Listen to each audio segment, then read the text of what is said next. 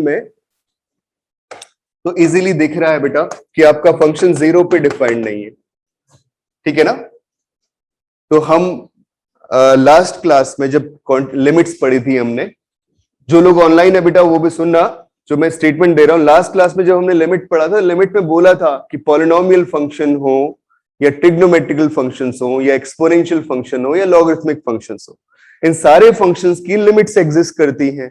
और किसके इक्वल होती है लिमिटिंग वैल्यू?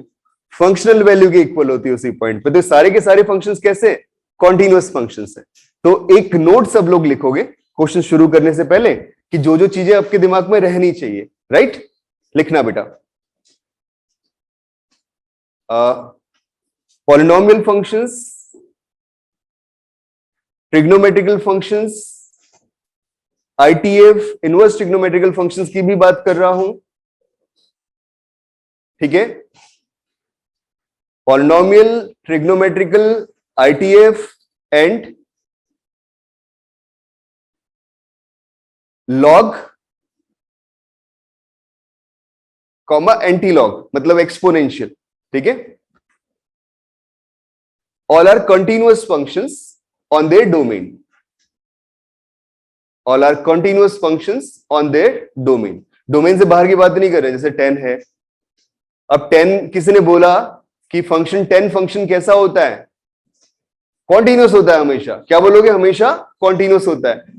जो पॉइंट आपको डिस्टर्ब करते हैं, they are odd multiple of π/2, but these are not the member of our domain, तो आप उनको इग्नोर करते हुए चलते हो। लॉग फंक्शन की बात करते हैं, log is tending to -∞ when x is tending to 0, but log के डोमेन में 0 लाई नहीं करता।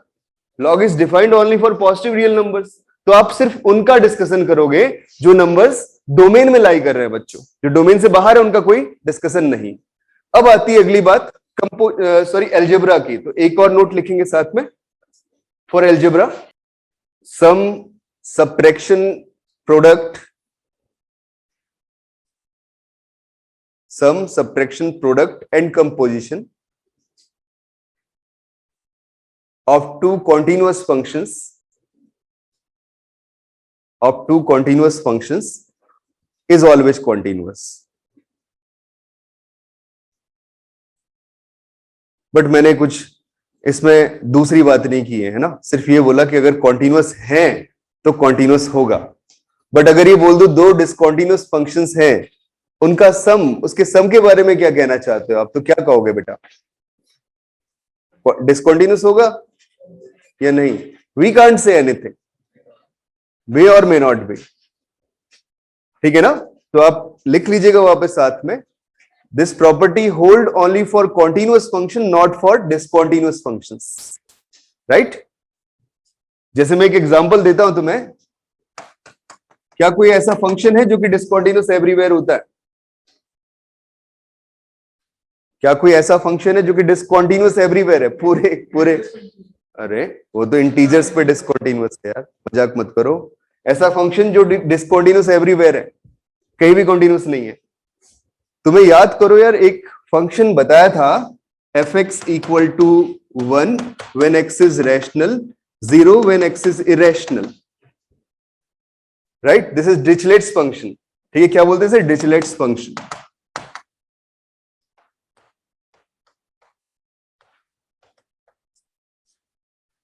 ठीक है, that function is discontinuous everywhere, कहीं भी कॉन्टिन्यूअस नहीं बेटा, क्योंकि बार बार रैशनल और इरेशनल पे वैल्यूज 1 0 चलती चली जा रही है। मैं किसी भी पॉइंट पे लिमिटिंग अप्रोच देखूंगा तो हर एक अप्रोच पे इन्फिनिटली मेनी रैशनल और इरेशनल मिलेंगे, और सब पे प्रॉपर वैल्यू अपने को नहीं मिल पा रही, इसलिए इसकी लिमिट कभी एग्जिस्ट नहीं करेगी। और जब भाई लिमिट एग्जिस्ट ही नहीं करी तो फंक्शन कॉन्टिन्यूअस कहां से होगा, है ना बच्चों। तो इसके पास कौन सी डिसकॉन्टिन्यूटी है बताओगे?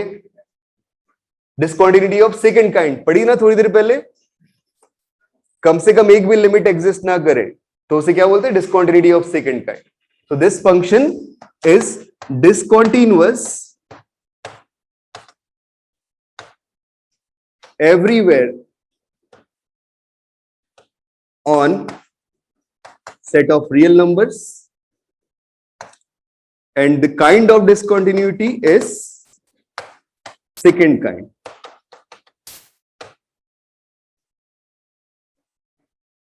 right?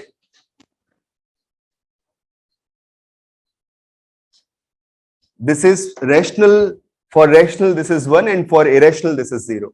But if I take another function, suppose gx, let gx is equal to 0 when x is belongs to rational and 1 when x is belongs to irrational, right?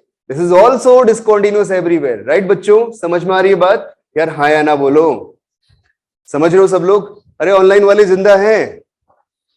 हाँ जी बच्चों बताओ। सर आ गया सर। ओके ओके, तो मैंने ये वाला function लिया gx और ये ले लिया fx। दोनों फंक्शंस कैसे हैं? डिसकंटिन्यूअस एवरीवेयर हैं। अगर मैं दोनों का सम करूं तो बेटा कितना आ गया? fx plus gx, बोलो, that is equal to 1 for all real numbers, because this is 1 for rational and this is 0 for irrational. So 1 plus 0 कितना आ जाएगा? 1 आ जाएगा, and that is 0 for irrational and that is 1 for irrational. तो भी सम कितना आ रहा है? 1. So this function is 1 for all real number, and 1 is a constant function, constant polynomial, which is always continuous, right? So their sum is continuous on R. तो कई लोग दिमाग में बना लेते हैं ना कि एक फंक्शन, दो फंक्शन डिसकंटिन्यूअस है, देख लिया आपने, अच्छा ये दोनों डिसकंटिन्यूअस है तो उनका सम भी कैसा होगा? डिसकंटिन्यूअस होगा। ऐसा नहीं बोलेंगे, राइट? उनका सब्ट्रैक्शन भी डिसकंटिन्यूअस, कुछ नहीं बता सकते आप लोग, आपको प्रॉपर चेक करना पड़ेगा, ठीक है? तो ऐसे भी दिमाग में नहीं रखना। कभी कभी क्वेश्चन आता है कि उसमें 3 फंक्शंस दे दिए एक साथ ट्रिल में, first function, second function, third function. आपने क्या सोचा कि फर्स्ट डिसकंटिन्यूअस है, अलग अलग सेपरेटली सोच लिया, दूसरा भी डिसकंटिन्यूअस है, तीसरा भी डिसकंटिन्यूअस है, तो आपने बोल दिया सम भी डिसकंटिन्यूअस होगा। Wrong perception. क्या करना पड़ेगा? तीनों को एक साथ कंबाइन करके देखना पड़ेगा for different different possible ranges. मैं अभी एग्जांपल लूंगा वैसे, राइट? तो ये अलजेब्रा का पहला कंसेप्ट। दूसरा, एक और लिखना नोट, कि अगर अपन fx अपॉन gx की बात करते हैं, वो समझ में आ रहा होगा।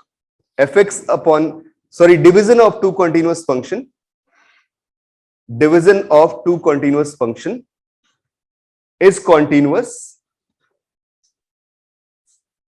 for those x,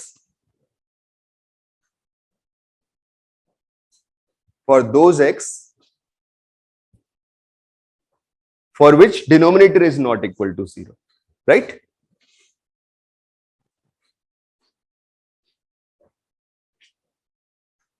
For which denominator is not equal to 0. अब आई थिंक जितनी बातें आपने बोली उनको सुनते हुए एग्जाम्पल को समझना आसान होगा, जितने मैंने 4 एग्जाम्पल दिए। अब आप फर्स्ट एग्जाम्पल को देखो, साइन एक्स अपॉन एक्स है, sine x continuous, x continuous, एक ट्रिग्नोमेट्रिकल है, एक पॉलिनोमियल है, दोनों कॉन्टिन्यूअस। तो ratio of 2 continuous function is again continuous, right बेटा? इन दोनों का रेशियो भी कॉन्टिन्यूअस होगा। सिर्फ परेशानी कहां पे होगी? जहां पे डिनोमिनेटर 0 हो रहा है। तो किस पॉइंट पे 0 हो रहा है? 0 पे। तो मुझे इस फंक्शन को किस पे चेक करना है? सिर्फ 0 पे चेक करना है। तो मैंने 0 पे देखा, लिमिट x टेंड्स टू 0 कितना आया? This is 1, right? But what can you say for the function for 0? At 0 it's value is 0 by 0, which is indeterminate, that is not defined. This value is not defined. It means it has removable discontinuity at x equal to 0, right? This implies that fx has removable discontinuity at x equal to 0. बड़ी आसान आसान चीजें चल रही है बेटा। Clear हो रहा है कि नहीं हो रहा है?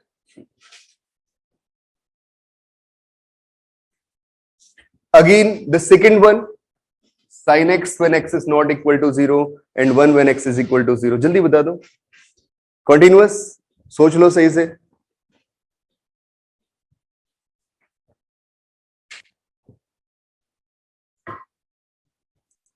मतलब ये मेंस के लॉलीपॉप है।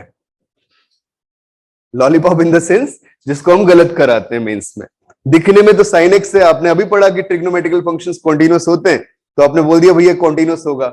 नहीं होगा, बिकॉज 0 पॉइंट पे वैल्यू कितना दे रहा है? 1, बट साइन कितनी देता है? 0। तो आप क्या चेक करोगे सेकंड वाले के लिए? Limit x tends to 0 fx। अगर मैं देखता हूं x tends to 0 fx, what do you mean by this? x is not equal to 0, this is approaching to 0, तो उस केस में एफ एक्स का वैल्यू कितना आएगा, साइन एक्स आएगा। तो यहां क्या लिखूंगा, limit X tends to 0 sine X and its value is equal to 0। But what is the value of function at 0? 1. So this is not equal to f0, which value is equal to 1. So this function has again removable discontinuity at point 0, right? ये मैंने classify कर दिए removable, first kind, jump और second kind. ये पूछेगा नहीं exam में कि कौन सा काइंड है, बट इससे आपके दिमाग में क्लासिफिकेशन बन जाएगा, right? So this function has removable discontinuity at x equal to 0. Again see that third example. ये तो वैसे ही फेल हो रहा है या नहीं, किस पॉइंट पे इश्यू? आई थिंक थोड़ी देर पहले एक बात पढ़ी थी, composition of two continuous function is again continuous function. बच्चों समझते चलो, क्या बोला? Composition of two continuous function is again continuous function. This is composition of two functions, one is 1 by x, another is sine, but 1 by x is discontinuous at 0. So हमारे दिमाग में आ गया किस पॉइंट पे प्रॉब्लम हो सकता है, 0 पे, राइट?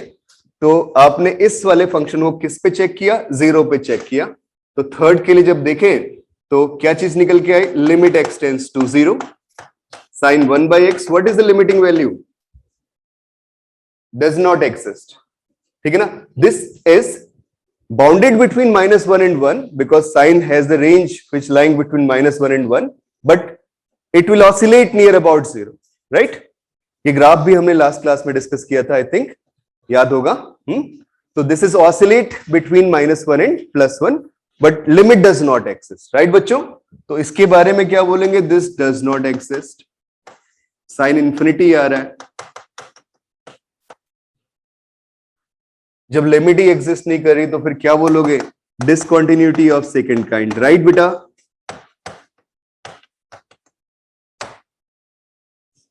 ठीक है, अब कहानी चलती है p sin x की, ग्रेटेस्ट इंटीजर फंक्शन पे। और greatest integer function of A continuous function, इसके पीछे बड़ी इंटरेस्टिंग थ्योरी है, उसे भी समझते हैं, राइट? इधर तक समझ में आया सबको?